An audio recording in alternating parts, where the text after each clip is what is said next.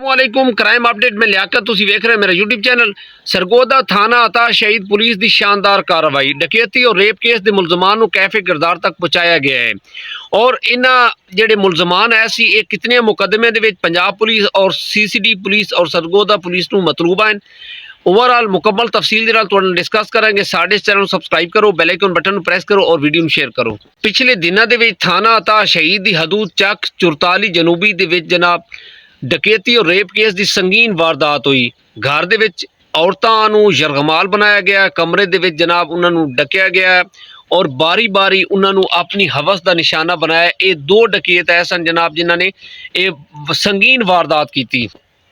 इस वारदात के दौरान जनाब ये सोना भी लै गए ने और पैसे भी लै गए ने जनाब, और मौके ते फरार हो गए सी। और इन्हां दी जिहड़ी इन्हां दे खिलाफ FIR आई वो करीबी थाना जिहड़ा है सी अता शहीद दे विच दर्ज कराई गई सी। इस अता शहीद थाने के SHO इकबाल गोंदल साहब ने FIR दर्ज की और इन्हां दे काने सवालिया निशान बन गया। इन्होंने एक टीम तश्कील दी। इस टीम के जनाब एक चौकी इंचार्ज पुल 11 के ज़ियाउर रहमान साहब और इंस्पैक्टर मोहम्मद फारूक साहब, इन्हां दी दबंग कार्रवाई इन्होंने की जनाब। और इन्होंने दिन रात एक की, तकरीबन 3-4 दिन ही होए ने इस वारदात नूं। इन्हां नामालूम डकैतां के खिलाफ जनाब जदों FIR कटी गई सी तो इन्होंने जनाब दिन रात एक कर दी CCTV कैमरे की मदद के नाल। और ये जिहड़े डकैत है सन इन्होंने कुछ वारदातां गुजरात दे विच भी कीती सी, उत्थे भी इन्हां दे खिलाफ FIR कटी गई सी। गुज़िश्ता रात जनाब इकबाल गोंदल साहब का जिहड़ा स्टाफ है सी थाना अता शहीद की हदूद दे विच ये स्टाफ जनाब रात नूं नाका ला के खड़ा सी जनाब। मोटरसाइकिल गुजरे ने उन्हां दे उत्ते 2-3 सवार हैं जनाब। पुलिस ने उन्होंने शनाख्त करन रोके है जनाब। रुकन की बजाय जनाब उन्होंने फायरिंग की है और डायरैक्ट फायरिंग की है। अगे जाके जनाब ये 44 चक जो 44 जनूबी दे विच जिहड़ी वारदात हुई सी ये वही एरिया सी। और ये जनाब जिहड़े डकैत है सन जनाब ये दोबारा डकैती की नीयत के नाल जनाब उत्थों गुजरन डे सी तो उन्होंने नहीं पता सी कि अगे नाका लगे हुए सी। उन्हीं जनाब एक किन्नू का बाग आए सी, उन्होंने विच जनाब वो चले गए ने, उन्होंने मुकाबला किया, फायरिंग शुरू कर दी। पुलिस पार्टी ने जनाब इन्हां दा ताकुब किया और इन्हां दा मुकाबला किया। दोनों तरफ जनाब काफ़ी देर फायरिंग रही है। अचानक आके जनाब फायरिंग रुकी है तो सर्च ऑपरेशन किया गया है और 2 जड़े जख्मी हालत पाए गए ने। इकबाल गोंदल साहब की जी टीम सी पुलिस पार्टी इन्होंने जनाब कोशिश की कि इन्हों बचाया जाए। इन्होंने कोल जी रिकवरियां वो कराइया जान, जिन्होंने इन्होंने लुटिया सी उन्होंने रिकवरियां कराइए और बाकी जिन्हें इस गैंग के जिहड़े और डकैत मुलविस हैं जनाब उन्होंने पकड़ के ना कैफे किरदार तक पहुँचाया जाए।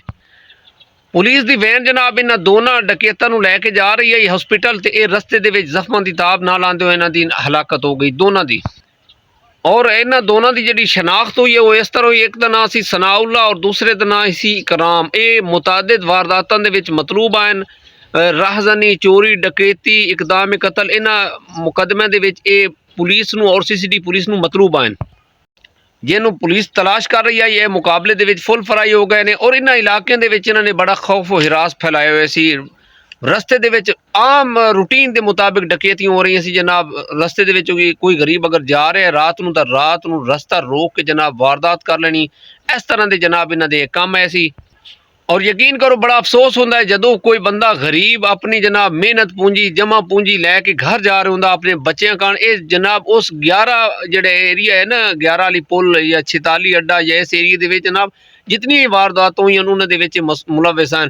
उत्ते ज़्यादातर मजदूर होंदे ने 23-2000 तो लैके जितने पैसे होना ये जनाब लुट लेंदे हैं। इन्होंने जनाब कई ऐसी जगह ते जनाब बंदे नूं डायरैक्ट फायर किए ने जनाब वारदात के दौरान।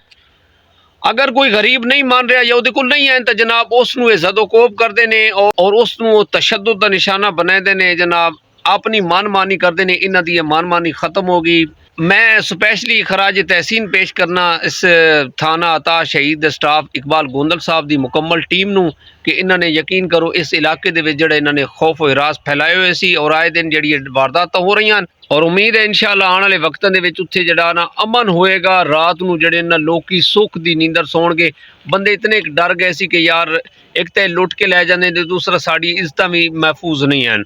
ए जनाब अलहमदुलिल्लाह इन्हां दी इकबाल गोंदल साहब की सरबराही दे विच जनाब पुलिस पार्टी ने इन्हां दा मुकाबला करके इन्हों कैफे किरदार तक पहुँचाया है। जी दोस्तों सानू इजाज़त दो, अपना ढेर सारा ख्याल रखे। रात नूं जितना ही सफ़र करो ख्याल नाल करो।